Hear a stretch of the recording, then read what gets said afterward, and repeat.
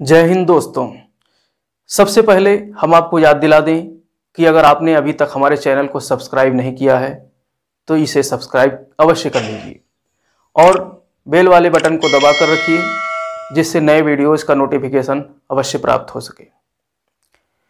किसी भी देश के महापुरुष एक पावर हाउस की तरह होते हैं और भारत के महापुरुष न केवल भारत बल्कि पूरी दुनिया के लिए पावर हाउस का काम करते हैं।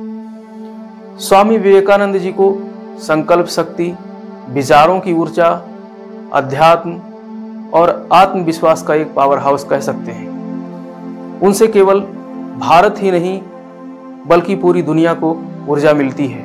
आज 12 जनवरी है और आज ही के दिन 1863 ईस्वी को कोलकाता में स्वामी जी का जन्म हुआ था। जिस दौर में स्वामी विवेकानंद जी अपने शिखर पर थे उस दौर में भारत अंग्रेजों का गुलाम था।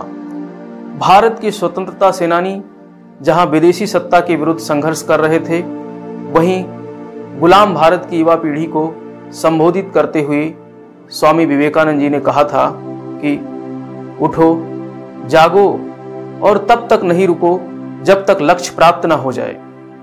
तुम जो सोच रहे हो उसे अपनी जिंदगी का विचार बनाओ, उसके बारे में सोचो, उसके लिए सपने देखो, उस विचार के साथ जियो। तुम्हारे दिमाग में, तुम्हारी मांसपेशियों में, तुम्हारी नसों में और तुम्हारे शरीर के हर हिस्से में वो विचार भरा होना चाहिए। यही सफलता का सूत्र है। सभी शक्तियां तुम्हारे अंदर हैं। तुम कुछ भी कर सकते हो और सब कुछ कर सकते हो, इस बात में विश्वास करें।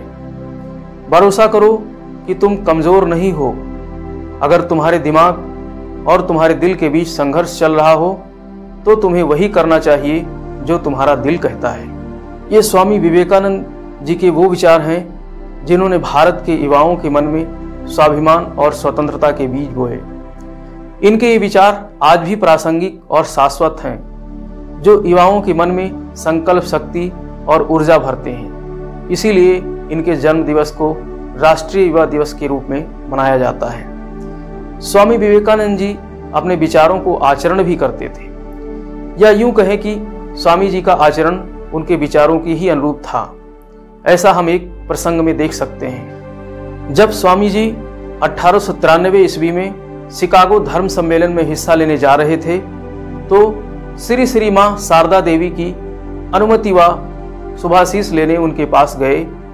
तो जब स्वामी जी ने श्री श्री मां शारदा देवी से आशीर्वाद और अनुमति मांगी तो उन्होंने स्वामी जी से चाकू की तरफ इशारा करते हुए कहा कि पुत्र नरेंद्र, वो चाकू उठाकर मुझे दे दो। इस पर स्वामी जी ने चाकू के फलक वाला हिस्सा पकड़कर श्री श्री मां को जब पकड़ाया तो उन्होंने स्वामी जी को आशीर्वाद देते हुए कहा कि जा बेटा नरेंद्र, तू अब मानवता की सेवा करने लायक हो गया है। इस पर आश्चर्यचकित स्वामी जी ने श्री श्री मां शारदा देवी से पूछा कि मां, आपने चाकू क्यों मांगा?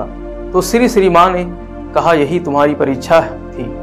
तुमने चाकू का फलक वाला हिस्सा स्वयं पकड़कर यह सिद्ध कर दिया कि तुम मानवता की सेवा करने लायक अब हो गए हो और दूसरे के कष्टों का पूरा ख्याल रखोगे। इस प्रकार इस प्रसंग से हमें यही शिक्षा मिलती है कि हमारे जैसे विचार होंगे वैसे ही हमारे आचरण व चरित्र भी बनेंगे।